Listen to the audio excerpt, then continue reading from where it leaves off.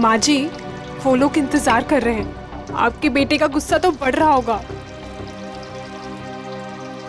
तेजल, अरे और कितना टाइम लगाओगी तुम? कोई काम ठीक से नहीं होता है तुमसे। देखिए ना माँ जी, मेरे तो हाथ पांव फूल रहे हैं। तुम घबराओ मत, मैं हूं ना। तेजल, जैन तुम 2 मिनट नहीं रुक सकते? पकड़ा है ना खाना? इसे लेकर जाओ तुम। ठीक है, मैं सब्जी लेकर आती हूँ। लाओ, जाओ।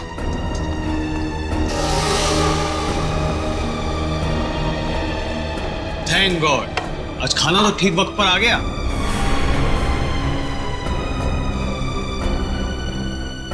सेजल, तुम ना किसी काम की नहीं। पापा और मैं कब से भूखे बैठे, खाना तक ठीक से नहीं बनता। जैन, क्या हमेशा उससे डांटते रहते हो? सीख जाएगी धीरे धीरे। माँ, आप ही ने ना इसको अपने सर पर चढ़ा कर रखा है। मेरी लाडली बहू, मेरी लाडली बहू।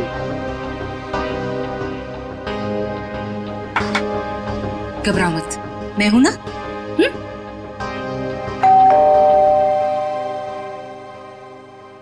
अरे यार, अब ये खाने के वक्त पर कौन आ गया? हाँ सर, ये आपका पार्सल आया है। पार्सल? जी हाँ पर भेजा किसने? सर, एक तो आपने पड़ा हुआ पार्सल लेके आया हूँ और ऊपर से मुझसे ही सवाल कर रहे हैं। तो हमने अभी तक किसी को एड्रेस नहीं दिया, तो पार्सल कैसे आ गया? अरे भाई 4 दिन हुए हमें यहाँ पर आए हुए, पार्सल कैसे आ सकता है? अरे बेटा, पार्सल पे नाम किसका है वो तो देखो। अरे माँ, नाम ही तो सफाचट है। ये लीजिए अपना पार्सल। चाहे आप इसे रखिए, चाहे इसे फेंक दीजिए, आपकी मर्जी। और ये लीजिए, यहाँ पर साइन कर दीजिए। पापा, इसके अंदर तो कुछ अजीब सी चीज है।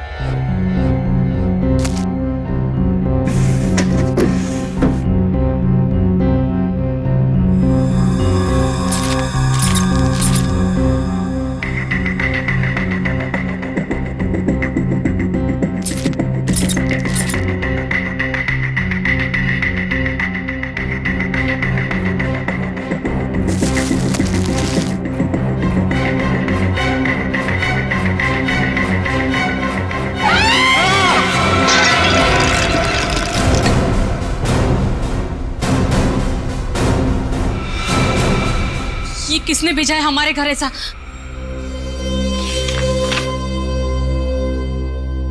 चिट्ठी? आपको ये चिट्ठी इसलिए लिख रही हूं कि आपको बता सकूं कि आप कितने बड़े जल्लाद हैं। आपको जला देना चाहिए, गोली मार देनी चाहिए और नरक में सड़ाना चाहिए। जो आप मुझसे करवा रहे हैं वो गलत है। मैंने कर जरूर दिया है और आपको इस चिट्ठी के साथ भेज रही हूं।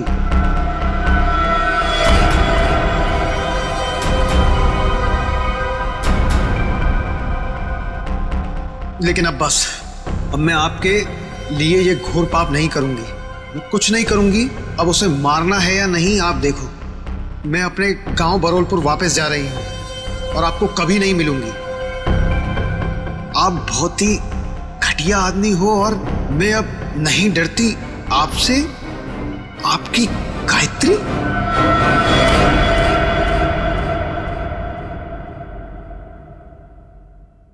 कौन है ये गायत्री? हाँ? देखो सेजल, मेरे ऊपर ये कोई गलत इल्जाम है। मैं नहीं जानता ये गायत्री कौन है। मेरे होते हुए कौन तुम्हारी गायत्री? और ये तोहफा दिया है तुम्हारी गायत्री ने तुम्हें? हाँ?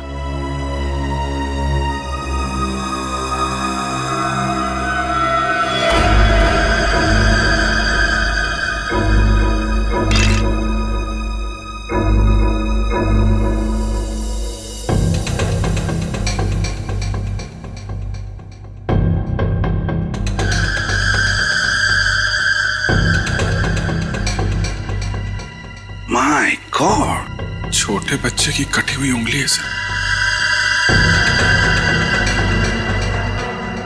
फॉर्मल्डिहाइड में रखी है, लगता है 5-6 दिन पुरानी होगी सर। उंगली काट के भेजा है, मतलब ब्लैकमेलिंग किडनैपिंग का केस लग रहा है सर।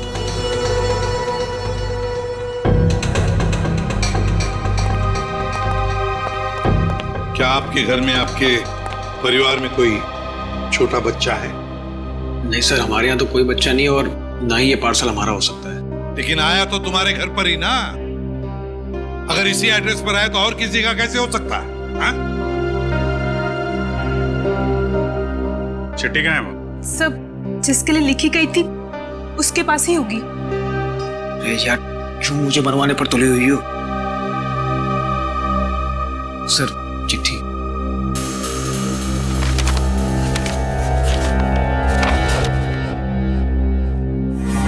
आपको चिट्ठी इसलिए लिख रहे हैं कि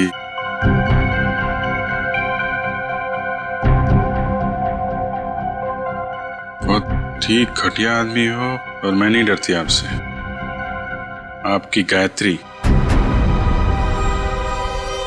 सर, हमें नहीं पता ये चिट्ठी में ये लड़की क्या बात कर रही है, और हम गायत्री को नहीं जानते। सर, जिसे ये पार्सल मिलने वाला था उसका नाम तो लिखा था, मगर अब इसे पढ़ पाना बड़ा मुश्किल है। अच्छा, हाँ ठीक है, पता तो लगा ही लेंगे। लेकिन इस गायत्री ने एक छोटे बच्चे की उंगली काट कर यहां भेजी है आपके पास, और तुम लोग कह रहे हो कि तुम्हें कुछ पता नहीं ये गायत्री कौन है? तो क्या उसके सपने में आया ये आप लोगों का एड्रेस? मैं आपसे कह रही थी ना, ये घर मत खरीदो मत खरीदो, देखा भी क्या हुआ। तो क्या आप लोगों ने ये घर खरीदा है? कब खरीदा? सर, हम तो 4 दिन पहले ही यहाँ पर शिफ्ट हुए हैं। सर, कहीं ये पार्सल पहले वाले के लिए तो नहीं? कौन रहता था यहाँ पे? मेरा नाम धनराज है। 30 लाख तो क्या, तुम्हारे इस निकम में बेकार पति को मैं 30 फूटी कौड़ियां भी दे दूं। अब पापा क्या क्या बोले जा रहे हो? आप सोच भी रहे हो? सोहन इस घर के दामाद है, मेरे पति है। जैसे कि हीरा ढूंढ के लाई।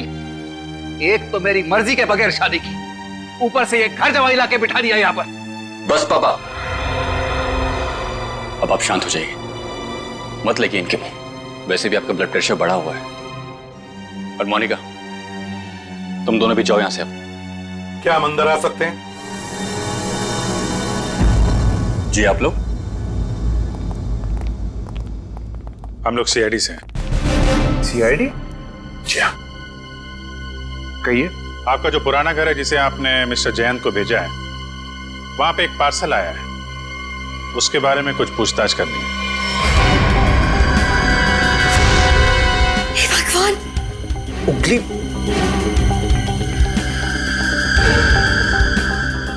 ये तो किसी बच्चे की उंगली है। जी हाँ, और इसके साथ साथ एक चिट्ठी भी है। किसी गायत्री ने लिखी है चिट्ठी।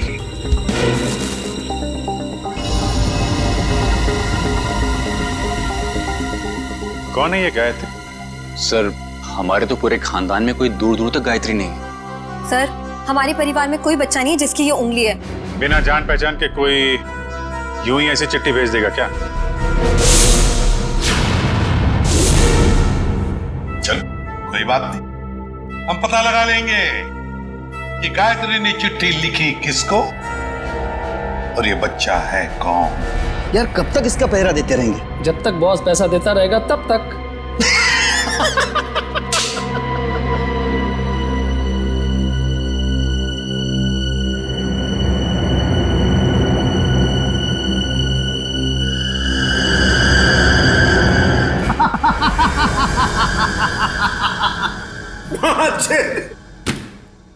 कटी हुई उंगली देखकर सदमा लगा इसे।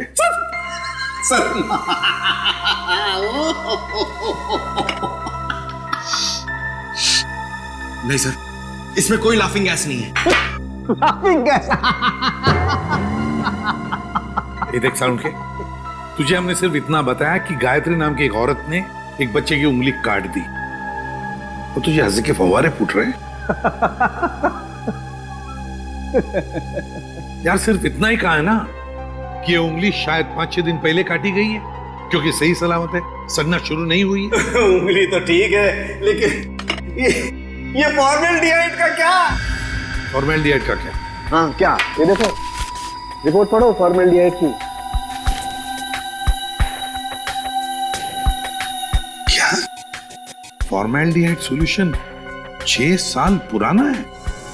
6 साल? पंकज, क्या हुआ? लगता है फॉर्मल्डिहाइड पी गया इसे। सर, इसने अभी अभी कटी हुई उंगली का फॉर्मल्डिहाइड सूंघा है। सालूम के साहब ने सूंघा, सालूम के साहब गए। पंकज ने सूंघा, पंकज आया। अब तुम भी सूंघ लो। नहीं सर, मेरी वाइफ ने कहा है हंसना मना है। सालूम के साथ हमें इतना बेवकूफ मत समझिए। ये फॉर्मल्डिहाइड भले 6 साल पुराना हो, मगर इसकी कटी हुई उंगली थोड़ी 6 साल पुरानी होगी। और नहीं तो क्या, और नहीं तो क्या। ऐसा नहीं हो सकता कि इस गायत्री के पास 5-6 साल पुराना फॉर्मल्डिहाइड हो जिसमें उसने ये उंगली रख दी। क्यों अब चुप क्यों हो गए? अरे यार वो क्या जब जब जब जब का फॉर्मल्डिहाइड 6 साल पुराना तो उंगली भी 6 साल पुरानी हो गई।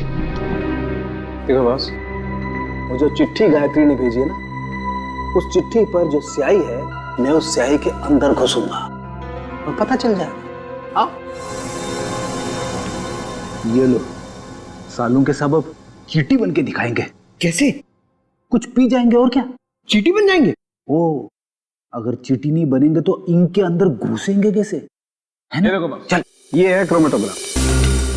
लाइट वहां से निकलेगी और इस जाली पर पड़ेगी। ये खास किस्म की जाली।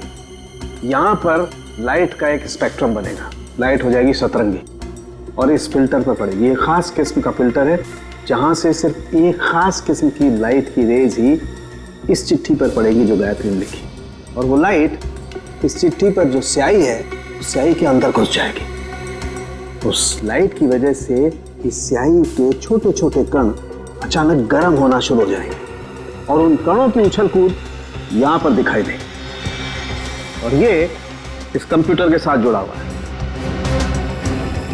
दरअसल एक कंप्यूटर हमें पढ़ के बताएगा कि ये स्याही कितनी पुरानी है। साणुखी, तेरा फिजिक्स का लेक्चर पूरा हुआ? हम कहानी शुरू करें? जरूर। ये देखो बॉस, ये लाइट उस जाली पर पड़ी और लाइट का स्पेक्ट्रम, और ये खास किस्म की लाइट घुसी इस चिट्ठी पर।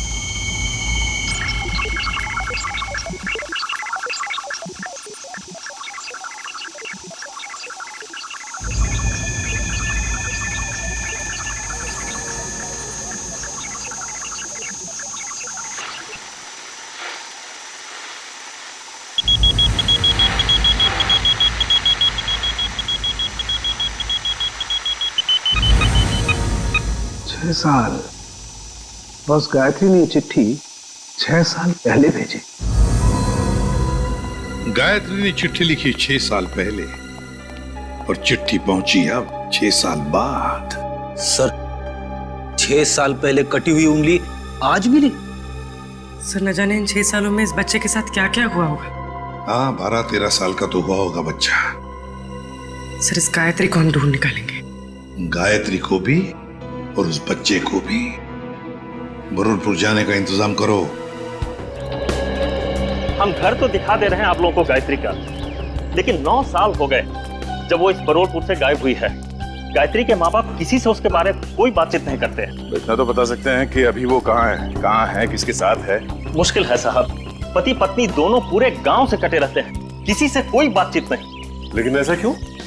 पता नहीं, हम तो उनके दरवाजे पर जाएंगे नहीं, और हमको नहीं लगता है कि आप लोगों के लिए वो दरवाजा भी खोलेंगे। टेलीग्राम किसने भेजा? टेलीग्राम गायत्री ने भेजा टेलीग्राम। गायत्री? सरिता रुक, सुन।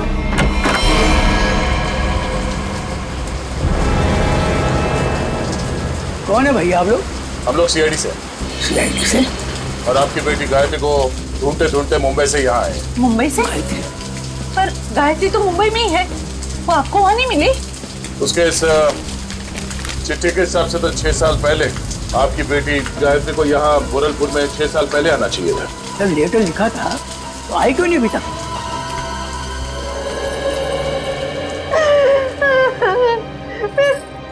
कहाँ गई मेरी बच्ची? कहाँ गई मेरे बच्चे? देखिए, आप लोगों को गायत्री के बारे में जो कुछ भी मालूम है हमें बताइए, हम उसे ढूंढ निकालेंगे। हो सकता है वो किसी परेशानी में हो। हाँ? वो मुंबई में कहाँ रहती थी? पता नहीं साहब, मेरी गायत्री 18 साल की थी तो भागे मुंबई चली गई वो। हम लोगों ने उसको उम्मीद ही छोड़ दी। अचानक एक दिन उसने फोन किया कि उसने वहां किसी के साथ शादी कर ली। पूरे गांव के सामने हमारी इज्जत को मिट्टी में मिला दिया। ये बात है कब की? करीब 7 साल पहले की। उसके बाद आप लोगों का उनसे कोई संपर्क नहीं हुआ? एक बार उसने फोन किया था। उसने बताया कि वो बहुत बड़ी मुसीबत में फंस गई है। पर साहब, हम यहाँ से क्या कर सकते हैं? कैसी मुश्किल? पता नहीं साहब, वो खुद फोन करके ये बोलती थी, पापा मैंने आगे के परेशानी मोल ले ली है। जिसके लिए उसने ये चिट्ठी लिखी थी उसी ने मुसीबत में डाल रखा होगा उसे। किस नंबर से फोन करती थी वो आप लोगों को? किसी दुकान से फोन आता था साहब, फिर अचानक फोन आना ही बंद हो गया मेरी बेटी का। तो आप लोगों ने पता करने की कोशिश नहीं की कि उसने फोन करना बंद क्यों किया? साहब, हमने कई बार वहाँ फोन किया और एक दिन दुकानदार ने बताया कि वो मैडम अब यहाँ पे नहीं आती, शायद वो मोहल्ला छोड़कर चली गई। तो आपने उसे ढूंढने की कोशिश नहीं की? नहीं मैडम। अच्छा, गायत्री के पति के बारे में कुछ पता है आपको? कोई पता नहीं साहब पति के बारे में। अच्छा, गायत्री का एक बेटा भी था ना? नहीं साहब, उसका कोई बच्चा नहीं था, वरना क्या वो अपनी माँ को नहीं बताती? ठीक है, आप हमें उस दुकान का नंबर दीजिए और गायत्री का फोटो भी हम पता कर लेंगे। ये क्या है तेरे को बच्चे को तैयार करने में इतना समय लगता है? अरे आ रहा हूँ भाई, नए कपड़े पहना रहा हूँ। ठीक है, जल्दी आ। पता नहीं यार ये बॉस को भी क्या हो जाता है, हर महीने में एक नया कपड़ा पहनाकर उसका फोटो खींच के भेजने को कहते हैं। कमाल है। चल ना, ले तैयार हो गया। बेटा क्यों रो रहा है तू? ये अंकल ने मुझे मारा। बेटा मत रो, अंकल को हम बाद में खूब मारेंगे। अब स्माइल दे, एक फोटो निकाल लेता हूं तेरा। सर, पिछले 15 साल से हम धनराज के पड़ोसी थे। सर, हम उसकी रग रग को जानते हैं। सर, उसने जरूर कुछ गड़बड़ किया होगा, तभी तो अपना घर वो कोड़ियों के भाव बेचकर भाग गया। तो ये कुमार जी मोहल्ले में पूरी बात बताते समय घबरा रहे थे तो इनको यहाँ ले आए। सर, हम मोहल्ले में उनके बारे में कुछ बोल नहीं सकते थे क्योंकि बड़े खतरनाक लोग हैं सर, वो हम सबकी जान भी ले सकते थे। हाँ सर, उसका बदमाश दामाद सोहन और वो खुद बुढ़ा धनराज, अगर वो डस भी ले ना सर तो कोई पानी ना मांगे। अच्छा, ऐसा क्या किया उन्होंने आपके परिवार के साथ? सर, उनको समझना बहुत मुश्किल है, बहुत घटिया लोग हैं सर, एक नंबर के क्रिमिनल है सर। मेरी बेटी की हालत देखिए ना सर, धनराज के बेटे ने इसकी जिंदगी खराब कर दी। रणवीर ने? नहीं सर, हम रणवीर की बात नहीं कर रहे हैं, उसका छोटा बेटा अमन की बात कर रहे हैं सर। एक मिनट। उनके घर में हमने एक ही बेटा देखा, रणवीर, लेकिन धनराज का दूसरा बेटा अमन है, ये तो हमें किसी ने नहीं बताया। सर, उन्होंने भी आपको सच नहीं बताया, भगोड़ा है अमन। सर, उससे मेरी शादी होने वाली थी और सगाई के दिन ही वो मुझे छोड़कर भाग गया,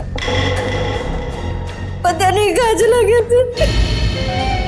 ये धनराज और उसका परिवार तो काफी शातिर निकला सर। गायत्री का फोटो दिखाओ इन्हें। सर, इसे कभी देखा उनके परिवार में? ये गायत्री? नहीं, कभी नहीं देखा। अच्छा, कोई बच्चा भी था उनके परिवार में? नहीं सर, कभी कोई बच्चा नहीं देखा। अभिजीत, ये अमन वाली बात मुझे गड़बड़ लगती है। क्या उस अमन के बारे में और कुछ बता सकती हो तुम? हाँ सर, अमन और उसके पापा की बिल्कुल नहीं बनती थी, इसलिए वो एक गोरेगांव के रेस्टोरेंट में काम करता था, फिर पता नहीं अचानक कहाँ गायब हो गया। अभिजीत, तो गोरेगांव में जाकर पता लगाओ किस होटल में ये अमन काम करता था। ये तो बहन जी हैं। बहन जी? हाँ साहब, सीधी सादी सी थी, हमेशा दुखी दुखी रहती थी, तो मैं इन्हें बहन जी कहता था। करीब 5-6 साल हुए हैं, अब मेरी दुकान पे नहीं आती हैं। आप बता सकते हैं कि वो इतना दुखी क्यों रहते थे? मैडम मुझे नहीं मालूम, ये तो उनके पति ही बता सकते हैं। आप उनके पति को जानते थे? नहीं साहब, उनके पति को तो कभी देखा नहीं, लेकिन अक्सर हर दूसरे दिन बहन जी मेरी दुकान पर अकेली ही आती थी। यहाँ से अपने गांव फोन करती थी, अपनी जरूरत का सामान लेती थी और चली जाती थी। उसके साथ कोई बच्चा भी आता था 5-6 साल का? नहीं साहब, मैंने कभी कोई बच्चा नहीं देखा इनके साथ। अच्छा, ये बहन जी रहती कहाँ पर थी? साहब अगर मुझे इनके घर का पता मालूम होता तो मैं अपने उधार के 2500 रुपए वसूल नहीं कर लेता इनसे। सर अगर ये गायत्री हर दूसरे दिन यहाँ फोन करने आती थी तो इसका मतलब तो यही है ना कि कहीं आसपास ही रहती होगी। इतनी वाहियात फिल्म थी ना कि मैं तो पूरी पिक्चर में ही सोता रहा। तो और क्या इतनी बकवास? अरे एकदम बकवास। अरे समझ सुनो, आप करना जरा ये फोटो देखिए। आप लोग इस औरत को पहचानते हैं? भाई साहब आप किसी और से जाके पूछ लीजिए ना, आप देख नहीं रहे हम लोग बातचीत कर रहे हैं। अरे भाई साहब 1 मिनट फोटो देख लोगे तो क्या जाएगा आपका? क्यों भाई, जबरदस्ती है बताना। आप जबरदस्ती समझो या फिर मजबूरी, जरा ये फोटो देख के पहचानिए। हम लोग सीआईडी से।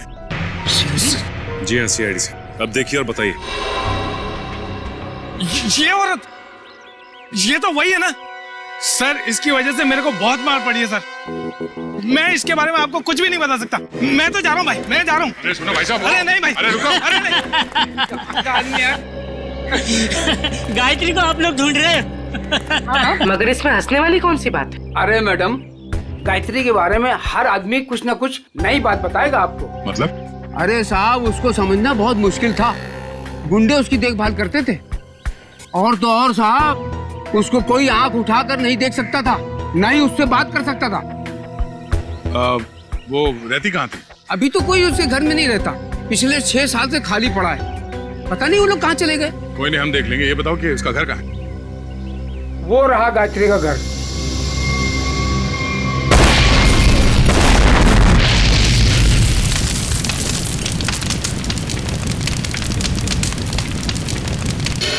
ये तो अमन साहब हैं सर। ये बहुत पहले यहाँ पर मैनेजर होते थे सर, बहुत खड़ूस थे ये, 1 सेकंड चैन से नहीं बैठने देते। अच्छा ठीक है ठीक है। उनके बारे में हमें कुछ और बता सकते हो? हाँ साहब, सुना है कि इनके पिताजी के साथ इनकी बिल्कुल नहीं बनती थी, इसीलिए वो इतने बड़े बाप की औलाद होने के बाद भी यहाँ काम करते, और फिर किसी रईस लड़की से उन्होंने शादी कर ली और फिर शायद वो बेंगलोर चले गए। और क्या सर, करीब 6 साल पहले एक कार एक्सीडेंट में वो, उनकी पत्नी और उनका बेटा मारे गए। तीनों मार गए? सर सुना तो ऐसा ही था।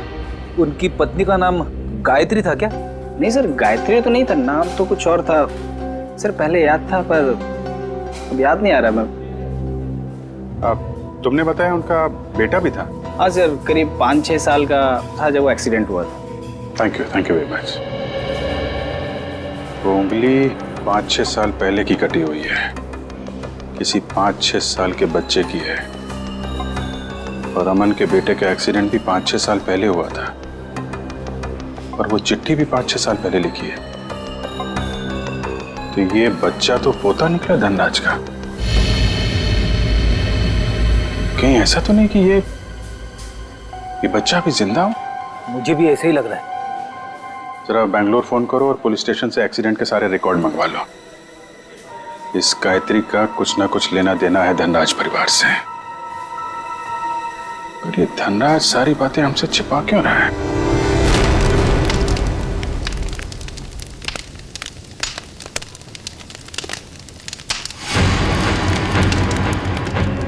क्या टाइमिंग थे? हम लोग यहाँ गायत्री के घर पहुंचने ही वाले थे कि किसी ने यहाँ पे बॉम्ब ब्लास्ट कर दिया। सर ये ठंडे बस्ते में पड़ा हुआ मामला नहीं लगता है।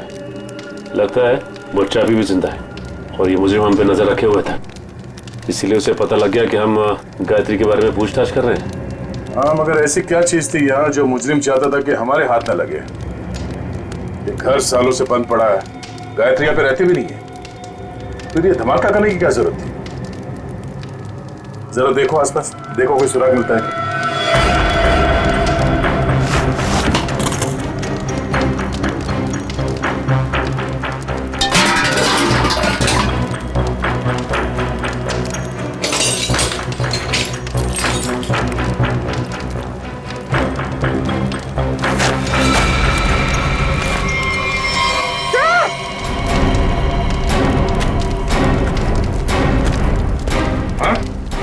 सर ये देखिए।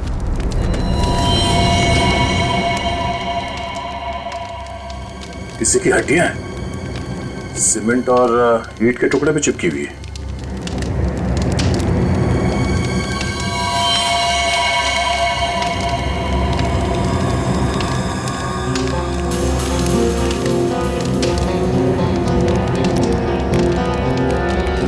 इतनी सारी हड्डियां, लगता है यहाँ पे किसी की लाश को गाड़ दिया गया था और उस कंकाल को नष्ट करने के लिए ब्लास्ट किया गया। तो मतलब मुझे नहीं चाह रहा था कि कंकाल हमारे हाथ लगे।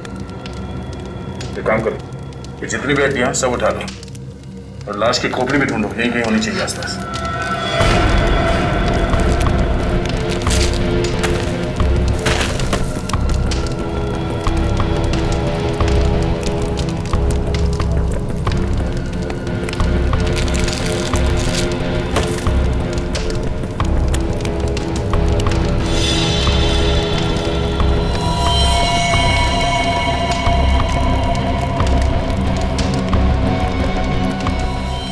ये देखो, मिल गई खोपड़ी। मतलब सर किसी की लाश को यहाँ पे गाड़ा गया था? और ये है कौन? इसके साथ ऐसा क्या हुआ था कि इसके गाड़ने के बाद भी इसकी लाश को जला के नष्ट करने की कोशिश की गई है?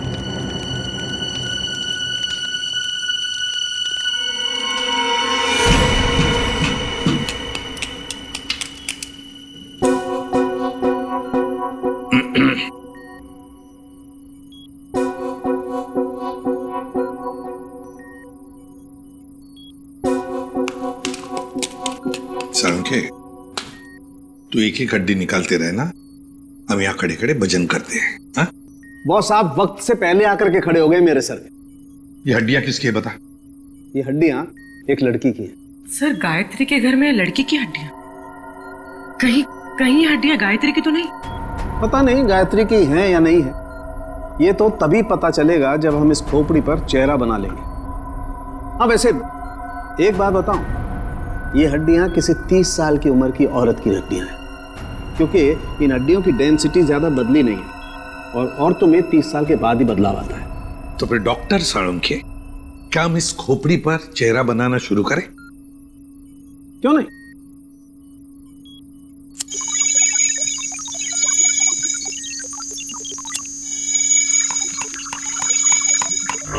वैसे एक बात बताओ, जिस किसी ने भी गायत्री के घर में ब्लास्ट किया है उससे बड़ा गधा संसार में कोई और होगा नहीं।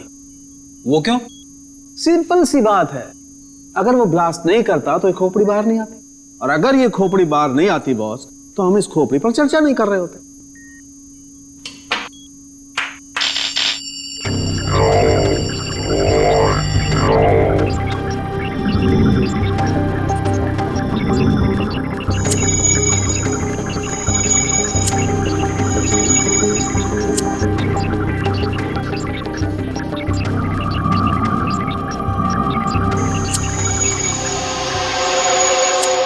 वैसे इसको थोड़ा वक्त लगेगा बॉस, कंप्यूटर को हर काम सोच समझ के करना पड़ता है, कहीं चेहरा गलत ना बन जाए।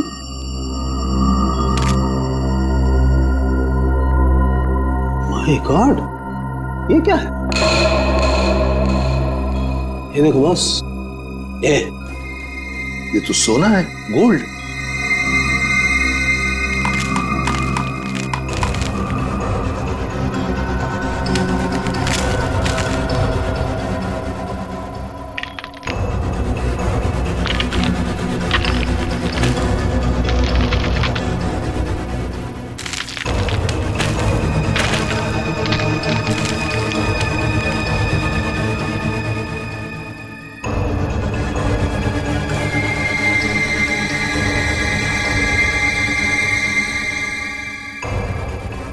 ये देखो boss, A for apple, A for Aman. हाँ, चेहरा बन गया बॉस।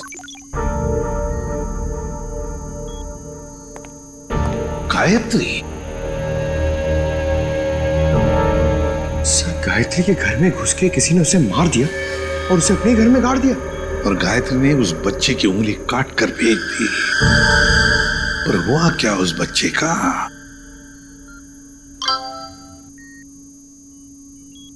सर, बैंगलोर पुलिस ने एक मेल भेजा है। लिखा है कि 6 साल पहले अमन अपनी वाइफ के साथ कहीं जा रहा था। कार पहाड़ से नीचे गिर गई और कार में आग लग गई। हाँ, मगर इस फोटो में बच्चा भी है। पर सर, मेल में तो बच्चे का कोई जिक्र ही नहीं है। इसका एक ही मतलब हो सकता है कि बच्चा जिंदा है। सर, बच्चे ने गले में एक चेन भी पहनी हुई है। और सर, वही वाली चेन है, A for apple. A for Aman. पर सर, अमन के बेटे की चेन गायत्री की लाश के पास मिली। अमन और उसके पत्नी की गाड़ी का एक्सीडेंट हो गया 6 साल पहले। गायत्री ने उनके बच्चे को पकड़ लिया, उसी की उंगली काट कर भेज दी। पर अब तो गायत्री ही नहीं रही, तो फिर वो बच्चा कहां गया? उस बच्चे को ढूंढना होगा, बचाना होगा और इस धनराज की गर्दन पकड़नी होगी। बस बबलू ने एक निवाला खा लिया ना, तो हमारा काम हो जाएगा।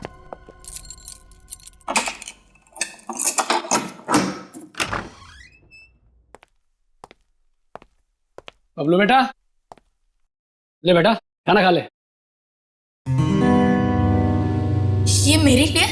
हाँ मुन्ना, तेरे लिए ही है, ले खा ले।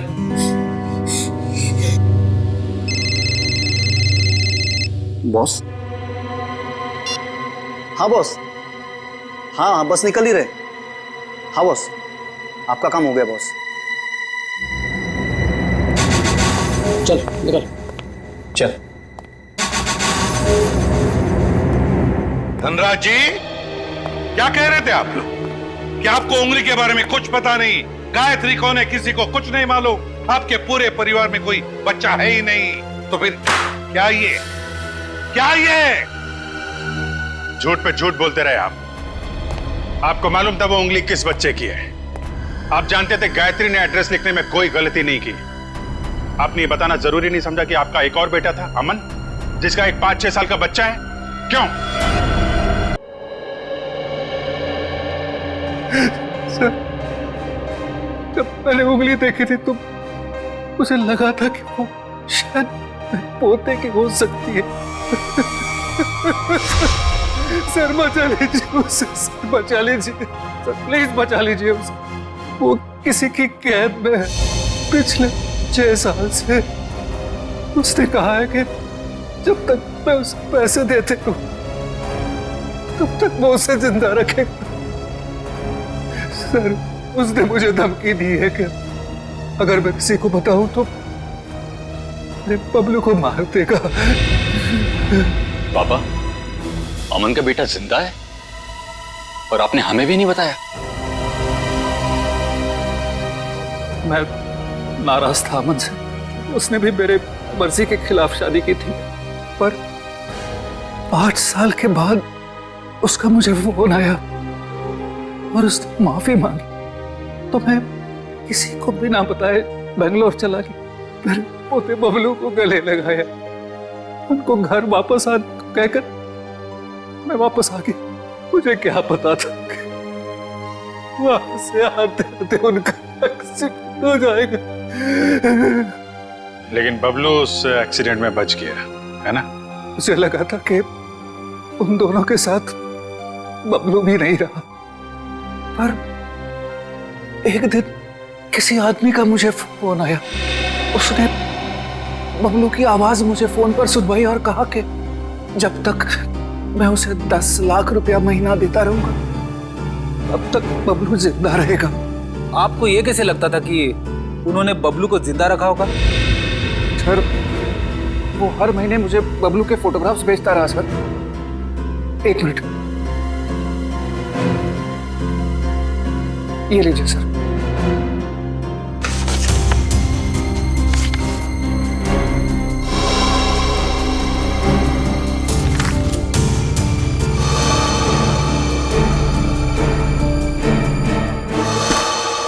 आपने उस किडनैपर का फोन नंबर तो नोट किया होगा ना? नहीं सर, वो हर बार अलग अलग नंबर से फोन करता रहा। अब तक एक भी बार नंबर रिपीट नहीं हुआ सर। धनराज जी, ये किडनैपर तुम्हारे साथ पैसे का खेल खेलता रहेगा, झूठी उम्मीद दिलाता ही रहेगा। लेकिन अब ज्यादा दिन उसका ये खेल हम नहीं चलने देंगे। नहीं चलेगा उसका ये खेल।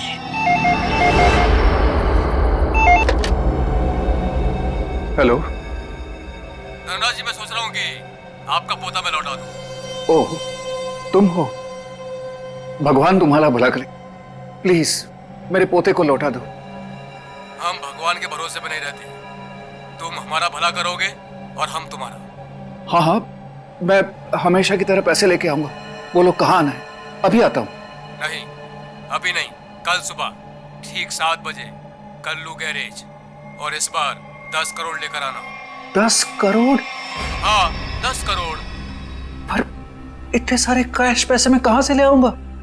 इसीलिए तो 12 घंटे का समय दे रहा हूँ ना। और सुनो, कोई चालाकी नहीं, वरना अपने पोते से हमेशा के लिए हाथ धो बैठोगे। नहीं नहीं, प्लीज कुछ भी मत करना मेरे पोते को। मैं पहुंच जाऊंगा, 7 बजे के पहले ही पहुंच जाऊंगा। Hello hello hello.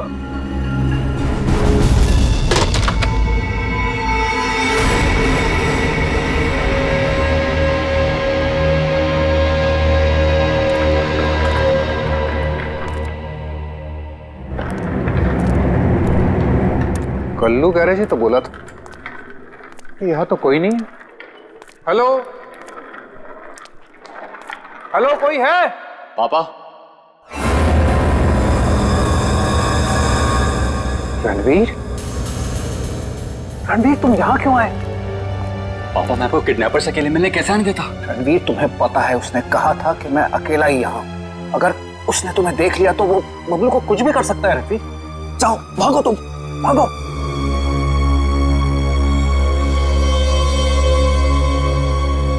पापा, अगर मैं ही यहां से चला गया तो आपको आपके लाडले पोते से कौन मिलाने वाला है? क्या? तुम? हाँ, मैं ही आपके पोते को 6 साल से पाल रहा हूं। क्या कह रहे हो रणवीर? तुम ऐसे कैसे कर सकते हो? मैं तुम्हें... अरे पापा, आराम से, शांति, नहीं तो ब्लड प्रेशर हाई हो जाएगा। आपका पोता बिल्कुल ठीक ठाक है। ले आओ रे।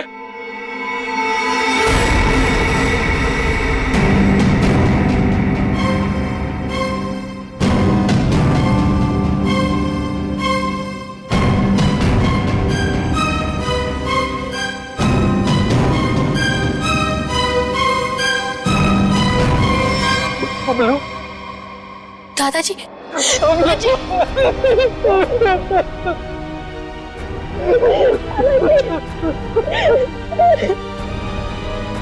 मैं आ गया हूं। तुम्हें कोई कुछ नहीं करेगा। चलो घर चलते। अरे रुकिए पिताजी, रुकिए। जाते जाते जरा इन कागजात पे साइन करते जाइए, देख लीजिए।